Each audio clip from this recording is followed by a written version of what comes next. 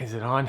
I don't know, I think so. Hey guys, it's Ryan. In this video today, I wanted to give you some tips and speed secrets for the competitive spec classes, 17.5 and 13.5 specifically. We're gonna go over some tips about motors and how to get them to go fast, some tips about batteries and how to get the best ones and some things you can do to make them even better, and weight distribution. Let's go.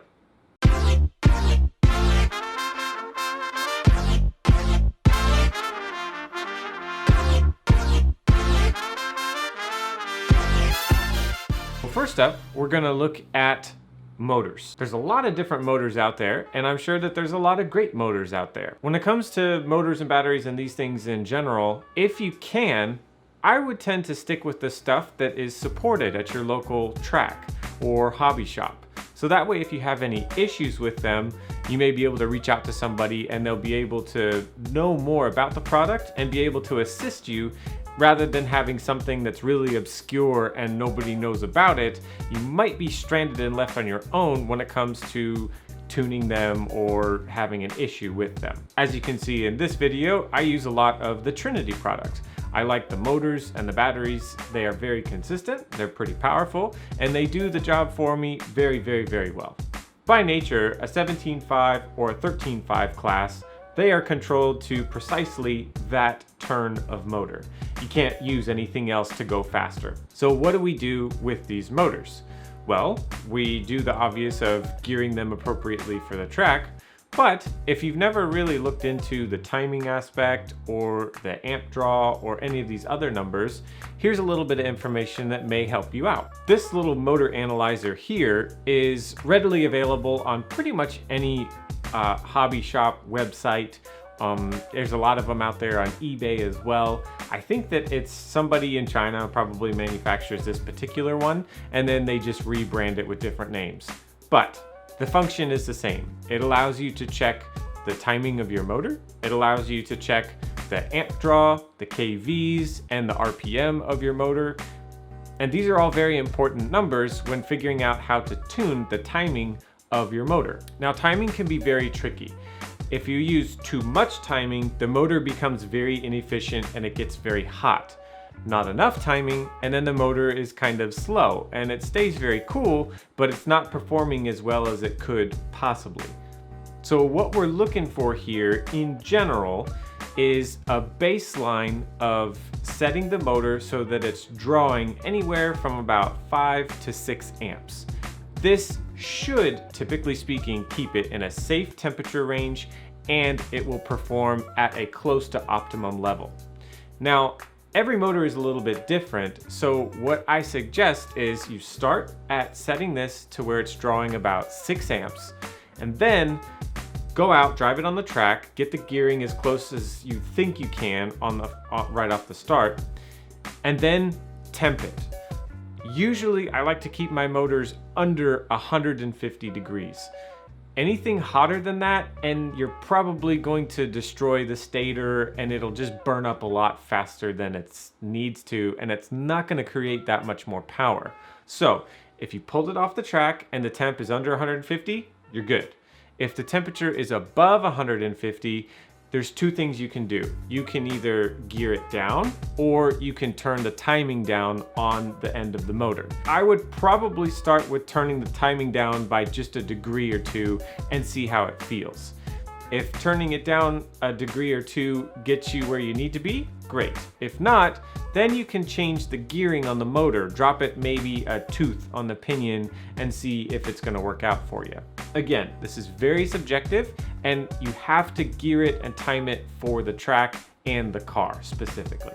Now, when it comes to the motors themselves, there's older ones, there's newer ones, there's different versions of each of those. My advice to you, again, get the one that's going to be supported best at your local track and hobby shop so that if you need help, there's always going to be somebody around. On top of that, what I would suggest is get a motor. If you're going to go out and purchase one new, I would suggest getting one of the newer ones, because as these motors keep getting produced and different manufacturers keep stepping up their game, they become more efficient and they don't get as heat saturated or create like a fade effect. When you're about 3-4 minutes into your run, you suddenly will notice the power might soften, or it just feels like you're getting a dead battery. A lot of times this is because the motor is just getting hot and it's getting saturated with heat, and it creates a fade effect. So sometimes there's nothing you can do about this because it's just your particular motor. For example, these two motors here, both of them are great products by Trinity. This older one, it just gets saturated and it's not as efficient at dissipating the heat. So at the 4-minute mark in my run, I usually experience a lot of fade in the performance of the motor. With this new one, it has the best when it comes to the way it handles resistance and heat, so on and so forth. And it's a much, much better performer just because I don't experience the fade at the end of my run. So again, if you're out there shopping for a motor, I would try to stay away from ones that are a few generations old, and do your best to pick up a newer one if you can, because the technology is going to be much better. Okay, moving on to batteries. This is a little bit more of a costly investment when it comes to an extra piece of equipment in order to do the things that I'm about to explain to you. This is an iCharger 406 Duo, and it allows me to do a lot of cool things to get some extra performance out of your batteries. Now, if you are not comfortable with charging LiPos above the suggested manufacturer, regulations, then just stop right here, skip right past this, don't even look at it. But I'm just giving you some information that a lot of us 17.5 stock racers are doing, and we are happily voiding all of our warranties on our batteries in doing so. Charging and discharging your batteries. Here are some tips on what us expert stock class, Indy buggy class drivers are trying to do with our batteries. The name of the game is internal resistance. We know the numbers of milliamp rating and the voltage rating for these particular batteries, but what we're trying to do is we're actually trying to get the juice that's inside the battery, out as fast as possible. The factor that's limiting us here, and we're looking for better batteries than others potentially, is internal resistance. Some batteries will give us the juice that's inside them much faster than other batteries. To kind of give you a silly example of how this works, think of a faucet with water. If you crack open the faucet just a tiny bit, the water comes out, but it's not coming out very fast. If you crack it open all the way, then it comes out very fast. The cracking open part, think of that as the internal resistance. When it's just a little bit, the internal resistance is very high. When it's all the way open, the internal resistance is very low. So what we're trying to do is get that faucet wide open so that we get more powerful punch on the track. The way that we do this is pretty simple. There's two things. One, you discharge the battery at a very high amperage rate, and then two, you charge the battery at a very high amperage rate. Specifically, the numbers that I use are going to be 30 amp discharge and a 40 amp charge.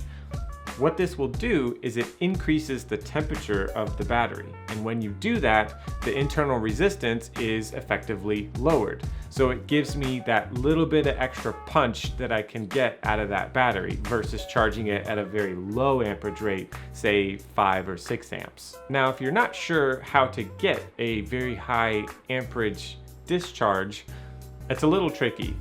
With this particular charger, you need to use an external discharge source. So I've already made one of my own. It's a very easy discharge bank to make. You just get 5 or 6 of these little 1 ohm resistors, you wire them up in series, and then you plug it right into your charger. There's a setting in this particular charger that you have to select, use an external discharge source, I think is what it's called, and then you're able to do this. If you don't, I think that most chargers limit your discharge rate internally to somewhere around 10 amps. So it's a little trick, but that's how you do it. Now, I have to warn you, doing this is a direct violation of any sort of warranties that are offered on these batteries if they have any. So if you don't feel comfortable doing this, don't. It's not gonna make the biggest difference in the world. It's just gonna give you a little bit of an extra edge, but it does come at the expense of shortening the lifespan of your batteries. Okay, so now that you've figured out how to get the maximum horsepower out of your motors and all of the juice out of your batteries, there's another aspect of these cars that we take very seriously, and that's going to be the overall weight. When we race in a spec class, usually a power to weight ratio is going to be, we want it as light as possible with the most amount of horsepower. So now that we've gotten all the horsepower that we can get, we're gonna try and make the car as light as possible, or at least get the weight in the appropriate areas. Most of these classes have a weight minimum that you must meet. You can't make it, any lighter than that. So what we can do is we can lighten up certain areas of the car so that then we have some weight to play with. So say you come in and your car weighs, 15 grams under the minimum. In this case, I think most 17.5 two-wheel drive buggy classes, they limit it at 1,500 grams. So if you're under, it gives you some leeway. You can put some weight in the front of the car, or you can put some weight in the back of the car, just depending on how you like the feel. You can lighten up the drivetrain, or you can lighten up the other areas of the car, whatever the case may be.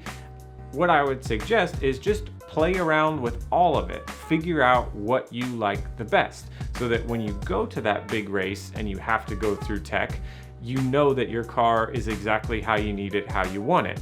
The last thing that you want is your car is, say, like 30 grams underweight and you've been club racing with it for the past 6 months.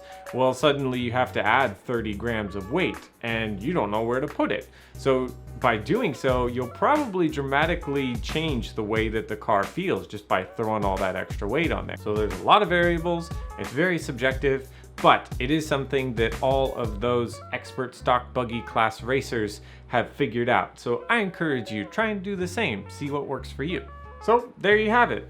3 easy steps to getting a faster spec class racer. Max out the horsepower in your motors, tune them, dial them in, get that appropriate gearing. Batteries, figure out which one you need, and then charge it, discharge it that little bit extra to give you that little extra boost, and then get the weight in your car figured out so that it meets the minimum weight and you have it all in the areas where it's going to make it handle the best. So again, all these tips are going to be the difference between the top 3 guys at like a big race. Whoever has these things dialed in more is going to be better. But if you're finding yourself, struggling with those super variable lap times, this stuff really isn't going to help you. The stuff that will help you is in a video I've made previously about how to set your car up, some speed secrets and tips for that aspect of racing. If you're a little bit more advanced, these tips are going to be super helpful. If you do all these things, I guarantee you it will make a difference at a very large scale when you've got a tremendous amount of talent. If you're a local club guy and you're just out there having fun, I can't tell you that this is going to make the difference between you winning and losing the A-Main.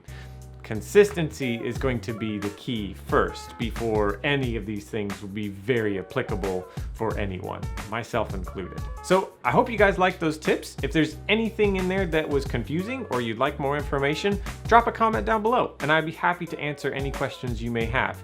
Or if you have an idea for a future video based on this stuff or anything else, please drop a comment and I'd be happy to talk to you guys about that down there. So that's gonna be it for this video. Thanks for watching, sub if you haven't, and I'll see you guys in the next one.